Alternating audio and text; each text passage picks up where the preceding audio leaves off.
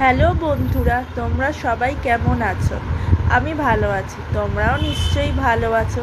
তা আমার এই ছোট্ট মিনি ব্লগে তোমাদের সবাইকে স্বাগত। আর প্রথমেই জানিয়ে দিই, শুভ দুপুর। তাই দেখতেই পাচ্ছ, আমি আবারও একটা নতুন রেসিপি তোমাদের সাথে আমি শেয়ার করার জন্য হাজির হয়ে গেলাম। এই রেসিপিটা দেখতেই পাচ্ছ, প্রথমেই এটা কি আছে, চিংড়ি মাছ। তা বাজার থেকে কিছু চিংড়ি মাছ নিয়ে এসেছিলাম।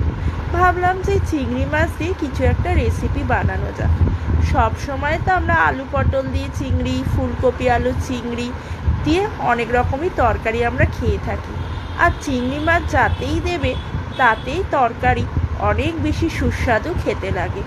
আমি ভাবলাম যে এই সমস্ত তরকারি না করে চিংড়ি মাছ দিয়ে অন্য কিছু রেসিপি করা যাক।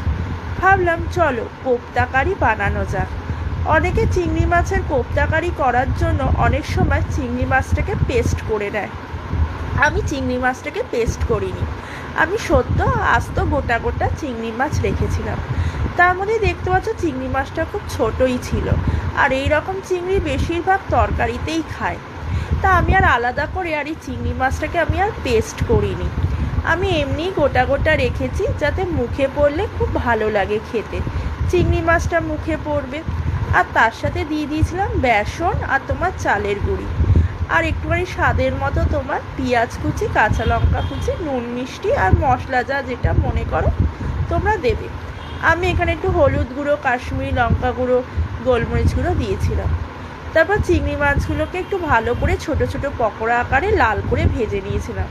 এই যে ভাজা চিংড়ি মাছটা দেখছো, এটা তোমরা স্ন্যাক্স আইটেমও তোমরা খেতে পারো। সন্ধেবেলা টিফিনে বা গরম ভাতের সাথে তোমরা ডাল দিয়েও খেতে পারো, বেশ ভালোই লাগবে খেতে, খারাপ লাগবে না। চিংড়ি মাছের পকোড়া হয়ে যাবে তখন। তা কী করলাম, ওই বড়াগুলো আমি একটু গ্রেভি বানিয়ে নিলাম।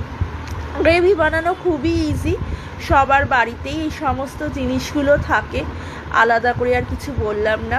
পেস্টটা তোমরা দেখেই নিয়েছো, টমেটো, আদা, রসুন, কাঁচা লঙ্কার ক্যাপসিকাম ছিল। আর এই গুঁড়ো মশলাটার মধ্যে হলুদ গুঁড়ো, কাশ্মীরি লঙ্কা গুঁড়ো, ধনে গুঁড়ো, জিরে গুঁড়ো আর তোমার গোলমরিচের গুঁড়ো ছিল। একটু জল দিয়ে দিলাম ভালো করে কষানোর জন্য, যাতে একটু তেল বেরিয়ে আসে। এরপর একটু ঝোল রাখতেই হবে, কারণ বড়া যেহেতু সহজেই ঝোলটা টেনে নেবে আর শুকনো হয়ে যাবে। তারপর এই বড়াগুলো দিয়ে দিলাম। দেওয়ার পর নামানোর আগে একটু ধনেপাতা কুচি, একটু গরম মশলা আর ঘি দিয়ে নামিয়েছিলাম গরম গরম এই চিংড়ি মাছের কোপ্তাকারি। তোমরাও বাড়িতে অবশ্যই ট্রাই করতে পারো, বেশ ভালো লাগবে। টাটা বন্ধুরা, ভালো থেকে।